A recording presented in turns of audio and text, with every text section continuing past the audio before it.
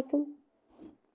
Assalamu alaikum everyone and welcome to the channel Make Studies Easy. So today we'll be doing the chemistry chapter, which is the periodic table of elements. Now if we talk about its history, so the Russian chemist Mendeleev is remembered for organizing the element into periodic table on basis of its atomic masses. In the Mendeleev's periodic table there were 68 elements. Now if you see today's modern periodic table, so the elements are organized in form of their atomic number or the proton number, not the atomic masses. But Mendeleev is remembered for organizing it as he took the first step. In 1911, the proton number or the atomic number was discovered by Moseley. It soon became clear that the proton number was the key factor in deciding an element's position in the table.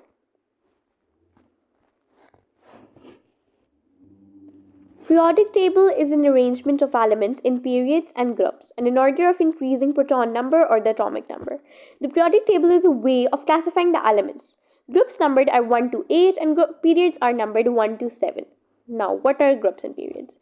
The periodic table consists of 7 periods of elements numbered 1 to 7. The periods run horizontally from left to right. Each element in a period has a proton number which is 1 less than the element after it. For example, in period 1, hydrogen has a proton number of 1 and helium has a proton number of 2. The periodic table. The periodic table has 8 groups of elements numbered from 1 to 8 or 1 to 0. They run vertically from top to bottom. Group 0 is sometimes called as group 8 as well. Groups are further divided into 2 subgroups, subgroup A and subgroup B. Now this is the modern periodic table.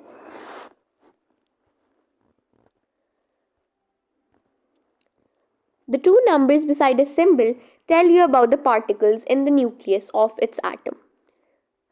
The nucleon number is the total number of particles in the nucleus, which is given mostly, it's given above. Over here are the nucleon number. The proton number is the number of protons. These numbers are for the main isotope of each element. Now, group 1 are the alkali metals. In group 1, we have hydrogen, lithium, sodium, potassium, rubidium, cesium, and francium, which are the alkali metals. Then we have alkaline earth metals. Then, on the other side, which is group 7, we have halogens, which are fluorine, chlorine, bromine, iodine, and these two, AT and UUS. And if I talk about noble gases, so we have helium, neon, argon, krypton, xenon, rhenon, and rhenon.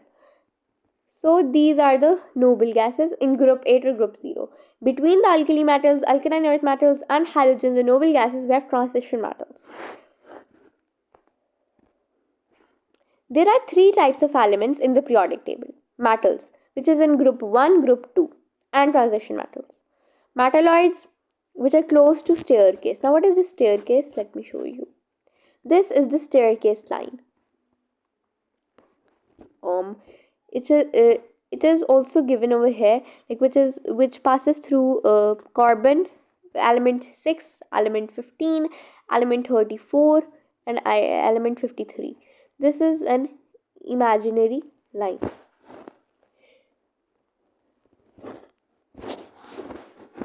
The metalloids have some of the properties of metals and some of the properties of non-metals. Non-metals are on the right, which includes carbon, nitrogen, sulfur, oxygen, and phosphorus, halogens, and noble gases.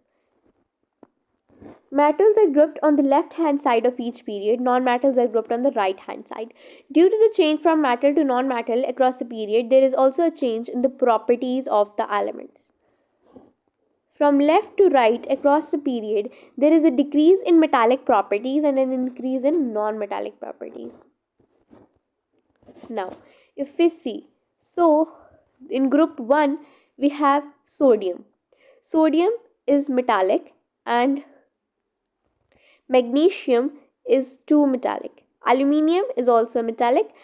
Silicon is a metalloid, while phosphorus, sulfur, chlorine, and argon are non-metallic. Now, there are some similarities, like the number of group equals to the number of valence electrons. Like, what are valence electron? Valence electron is the last electron. When we do the electronic configuration, like lithium has an electron number of 3, so 2 and 1. Sodium has 281 and potassium has 2881. Like, lithium has 3, uh, sodium has 11, in this way. As lithium, sodium and potassium are in group 1, so their valence electron is 1. And as in group 4 we have carbon and silicon, their valence electron is also 4. The table shows that group 2 elements have 2 valence electrons. Group 4 elements have 4 valence electrons, as I have just told you, and group 6 elements have 6 valence electrons. Hence, the number of valence electrons is equal to the number, which is the group number. Period number shows number of electron shells in the atom. Position of an element in the periodic table can be used to predict its properties. Periodic table is the greatest achievement in chemistry. Main use of periodic table is in prediction of properties like formula, structure, bonding, melting and boiling point of different elements, just knowing their position or group number in the periodic table. Now, identify trends in groups. Now, what are trends? What do you think? There is an overall increase or decrease for each property as you go down the table. This kind of pattern is called a trend. Like, if you take the example of sodium, so the proton number is 11, electronic configuration is 281, and it's very reactive and is a good conductor as well. Magnesium, which has a proton number of 12, is reactive and it has good conductivity. Now, if you come on argon, it has a proton number of 18, and it is if we talk about its reactivity, so it's inert and it's a poor conductor. Group 1, the alkali metals. Tendency to make alkalis. Their physical properties include, as there are good conductors of heat and electricity, they're so soft that you can cut them with the knife. They're lighter than most other metals. They have low density, so they float on water during reaction. They have low melting and boiling points as compared to the most metals. As I've just told you, what is trend? Like, it is a pattern in overall increase or decrease of property. Like, if we talk about the melting point, so as we move down the table, so the melting point decreases. As lithium has a melting point of 181, then sodium has 98, potassium is 63 degrees Celsius. These are the group 1 alkali metals, as I just told you. Chemical properties. Contain 1 electron in valence shell. Tendency to give that electron and form monopositive ion. Donor of electron, that's why called reducing agent. Very reactive metals. Reactivity increases down the group. Why does reactivity increase down group 1? The atoms of each element get larger going down the group. This means that the outer shell electron gets further away from the nucleus and is shielded by more electron shells. The further an electron is from the positive nucleus, the easier it can be lost in reactions. This is why the reactivity of the alkali metals increases going down group 1. Reaction with water. All three react violently with water, giving hydrogen and hydroxide. Floats at surface of water. Like lithium, sodium and potassium, all three of them react very violently. So what you see, lithium floats and fizzes, sodium shoots across the water, potassium melts with the heat of the reaction and the hydrogen catches fire. So this is the increase in reactivity. Reaction with oxygen. Reacts vigorously or burn rapidly in oxygen jar or air to form metal oxides. Like sodium plus oxygen is sodium oxide. These oxides dissolve in water, give alkaline solutions. Alkali metals react with air and catches fire, with having flame colors. Lithium red, sodium yellow and potassium lilac. Why do they react in a similar way? Now, they react in a similar way because if you see, they have same valence electrons. Group 7, the halogens. They are seven. They have 7 valence electrons as they're in group 7. They're oxidizing agents, acceptor of 1 electron and become mononegative ion. Non-metallic elements. Reactivity decreases down the group from colored gases. Form colored gases which are poisonous. Form diatomic molecules containing 2 atoms. Why reactivity decreases down the group? Tendency to attract an electron decreases down the group because of huge size of shells. More energy is required to enter a large shell, hence reactivity decreases down the group. These are the halogens. Trends in their physical properties. Melting point increases, density increases, color becomes deeper and state become more strong. Displacement reaction. A more reactive halogen will displace a less reactive halogen from a solution of its salt. Chlorine, there is a picture of chlorine displacing bromine from aqueous potassium bromide. Moving on. Examples. For example, if chlorine gas is bubbled through a colorless solution of potassium bromide, the reddish brown color of bromine is clearly seen. In the same way, if chlorine is bubbled through a colorless solution of potassium iodide, it turns brown and finally a black precipitate of iodine is formed. Now, these are some of the questions you need to solve. Like, let me just read them for you, and I think you should be able to answer them. Which is the least reactive alkali metal? Which is the most reactive halogen? What color of flame does sodium burn with? How do alkali metal atoms achieve stability? How do halogen atoms achieve stability? Which halogen is a liquid and room temperature and pressure? At room temperature and pressure. Now, group 8, the noble gases, or group 0. They're monoatomic, exist as single atoms, non-reactive or unreactive gases. They have complete outermost shell, either 2 or 8 electrons, colorless gases, which occur naturally in air. If we talk about their uses, so helium is used in airships and weather balloons. Neon is used in advertising lights. Argon is used as an inert gas for electric bulbs. Krypton is used as gas-filled electronic devices and lasers. Xenon is used as electronic flash guns. Radon is used in natural radioactive gases. So these are some of the uses. Unreactivity in terms of electronic configuration. The noble gases are unreactive and monoatomic because their atoms already have a stable outer electron shell. All other elements see the noble gases as their idol, and they want to be like the noble gases. They want to be stable. Periodic trends. Several elements, for example silicon and germanium, are located close to the boldine. Because of their positions, these elements have the properties of both metal and non-metal. Silicon and germanium are known as metalloids. Now, transition metals. The block of metals between group 2 and 3 is known as transition metals.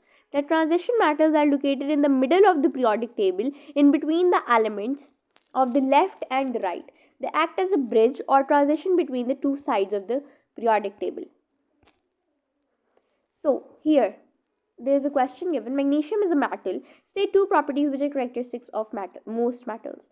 We have just talked about it in previously some minutes ago. So what do you think? Do you let them know? And complete the electronic configuration of a magnesium atom. Show all its electrons. Then here is phosphorus. One of the isotopes of phosphorus is this. Reduce the number of electrons, neutrons and protons in the isotope of phosphorus. What are the number of electrons, number of neutrons and number of protons? Now what is the meaning of the term isotope?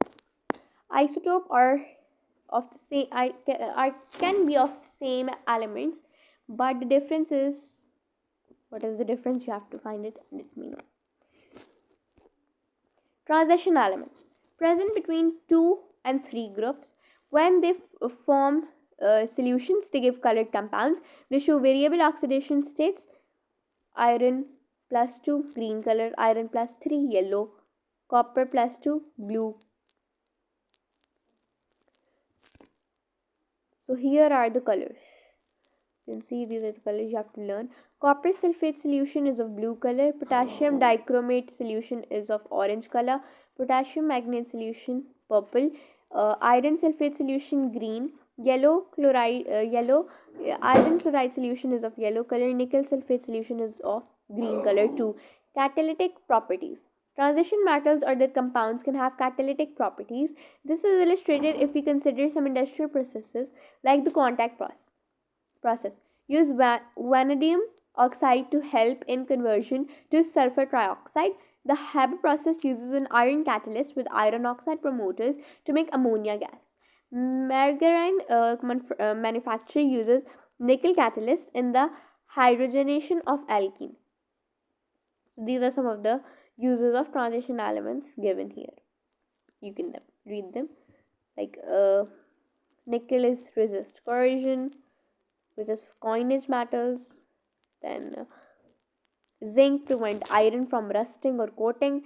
The properties which they have in common are as follows: like they often form colored compounds. For example, copper compounds are usually blue, iron green, iron 3 is yellow, etc.